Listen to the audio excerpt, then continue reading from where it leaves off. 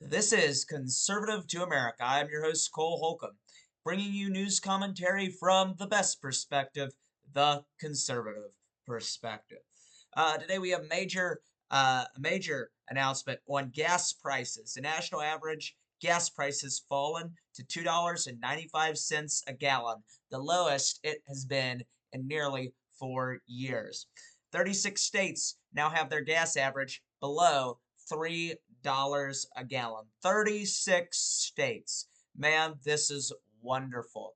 As I said, the gas prices, they're turning around. The economy's finally beginning to turn around. We're leaving the stage of Bidenomics.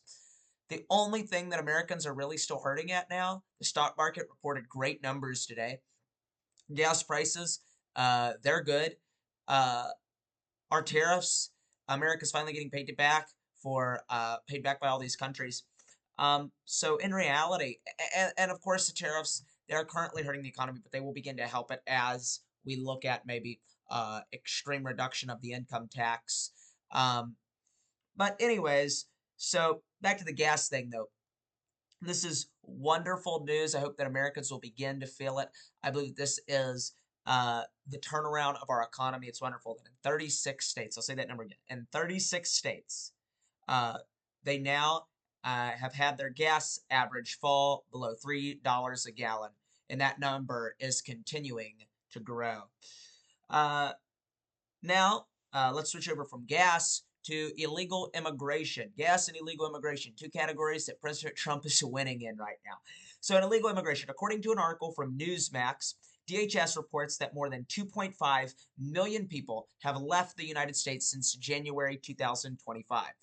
According to DHS enforcement actions have led to more than 600 and 5,000 deportations since January 20th, the article reads.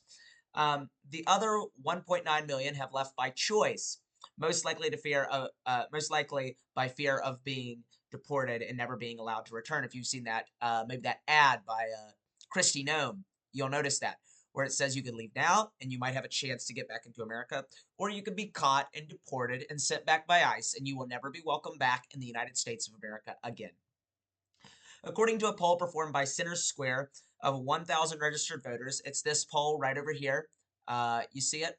Um, it's the one that says Center Square right over here. But anyways, though, a poll performed by Center Square of 1,000 registered voters across the United States, conducted on November 12th and the 13th of 2025, found that 77% of Americans believe that illegal immigration is bad for the United States. I find myself right here in this category of the legal immigration is good for the United States, but illegal immigration is bad. I believe that legal, it is good for the United States, but illegal, it's bad. Okay, so how I found that number 77. You see 67% right here. Well, there's this other category, both legal and illegal immigration are bad for the United States. That makes up 10%. So you add those two numbers together because they support that illegal immigration is bad, and they also and then this group supports the illegal immigration is bad. So that makes up 77% of the registered voters in the United States of America. Now let's look at these different categories. It's interesting. Uh, the lowest number for illegal immigration is good for the United States, but illegal immigration is bad, is right here in the 18 to 34 age range. 18 to 34 age range. Now, the highest number for both illegal and illegal immigration are good for the United States. Both illegal and illegal immigration are good for the United States. Look at this. 22% of 18 through 34. 22% believe that both are good.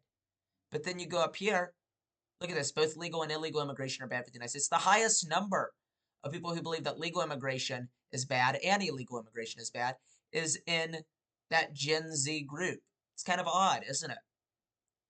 That's a number that you'll want to follow and continue to follow. Because the fact this generation is so divided, um, I mean, man, 18% think that immigration in all cases is bad. 22% think that it's good in all cases. And only 51% thinks that it's good for those who enter legally and bad for those who enter illegally. So, I don't know. I think that that's just an interesting number, that that's how divided it is, and it's sad. That's how divided our generation is. Um, Now, not a big shocker.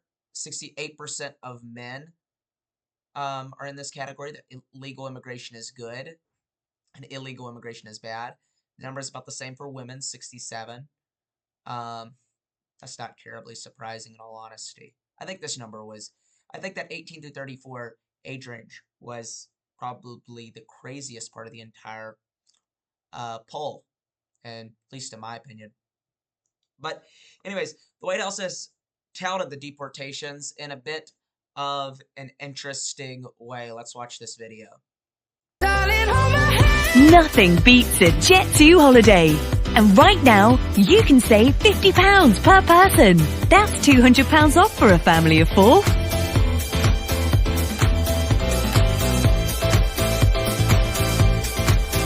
But now, with Jet2 holidays, nothing beats... So, this video, look at the date on there so nobody's complaining down in the comments. Hey, old news. Okay, I get that sometimes. Okay, don't complain. I know this is old news. I know this is an old video, but it's about illegal immigration, so hear me out on this part. The video was posted all the way back in July. The White House faced a lot of backlash for it. I personally think that these videos, they're kind of funny. But a lot of people think that they're poor taste, and I can understand that. The White House has been posting these videos they're still posting them to this day, of the deportations. And anyways, though, I think I think it's funny, but a lot of people find it as poor taste. I understand that. I'm not going to call you out on that. Think about it this way: most people like chicken nuggets, but most people don't like to watch their chicken nuggets get made. Okay. Most people also support the death penalty.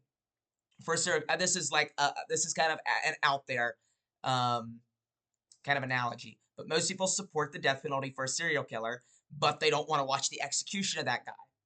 Why? Because then it begins to humanize it, and it kind of begins to make it a little sickening for you, even though they deserve it. You're like, because you still see a human in them, and I'm not saying to dehumanize these people. No, not at all. But what I am saying is that whenever you just solely look at the person and you don't know what evil they've done, it can kind of make them come off a little bit more innocent than what they are. But anyways, though, that is... it's backfired on the White House. I'm not encouraging the White House to stop posting these videos at all. I'm not doing that. I don't support them to stop. I wouldn't say for them to stop posting the videos. I think they're hilarious. But I am sending a warning that they might and will continue to face backlash for it. They're going to continue to be liberals who don't like it, and there are some conservatives who support deportations, but they don't like watching these videos because they find them sickening. You could begin to turn people away from the opinion of supporting deportations of illegals. Some people would actually, correction, some people do view this as sickening, as poor taste. So, I don't know. I think that the White House could go about it either way. Some people find it really hilarious. Some people find it really sickening and gross. But anyways, turning back, though, to the successful deportation of over 600,000 illegal aliens. 605,000 illegal aliens since January. One of the greatest deportations in American history. I applaud the White House, okay? I applaud the White House. I applaud Tom Holman. I applaud our ICE workers. And most of all, I applaud President Trump. So I'd like to thank each and every single one of the people I just mentioned. Thank you for, protecting this country and trying to, send all these criminals out. Send these criminals out. But let's now turn out of immigration and turn over towards redistricting. A major blow to the Trump administration happened today, just a few hours ago. The Indiana State Senate rejected a plan to add 2 more Republican-leaning congressional districts in the state. This would be in response to California's addition of 5, after Texas added 5. So then that Republicans could pick up a few more seats in the 2028 midterms. Not 2028. I don't know why I said it that way. 2026 midterms. But anyways, Uh, the reason this is so big is because the Republicans are trying to find every way they can, of course, to win in the midterms. It's already an uphill battle for the GOP, being the incumbent party in the White House and all. Um, and today's decision by the Indiana State Senate, which is 40 Republicans to 10 Democrats. A lot of those Republicans need to be primaried out. If you live in Indiana, go check and see if your state senator voted for this. If they didn't vote to redistrict, if they voted against the idea to redistrict, primary them out. Primary them out. They're anti-MAGA. They are anti-MAGA. If you're a MAGA, if you support the MAGA movement, these people are against you. They are anti-MAGA. They want DC to be ran by the radical left, by people like Ilhan Omar and Alexandria Ocasio-Cortez, because we know Hakeem Jeffries is not running Washington. He's not doing nothing. He's not running anything down there, okay? Uh, but anyways, uh, today's decision by the Indiana State Senate, it's not made the climb any easier for Republicans to try to keep control of Congress in 2026. Now, let's go over to the biggest news story of the day, the Venezuelan oil tanker. The United States has seized an oil tanker off the Venezuelan coast, President Trump announced yesterday. I'm going to show that video to you guys. Let's go ahead and watch this. This is by the Associated Press that I got this.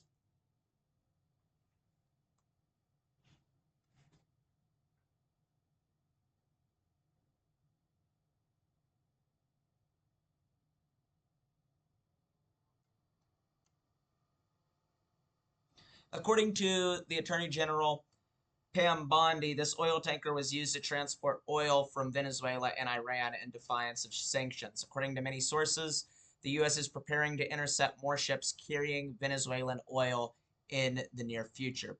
The big question becomes, though, is the United States preparing for an all-out war with Venezuela? The answer to that question, however, it's very unclear. Um, as President Trump already said, if we were, um, as President Trump has already said, if he was planning to invade Venezuela, if we were going to invade Venezuela, he would not tell everybody about it.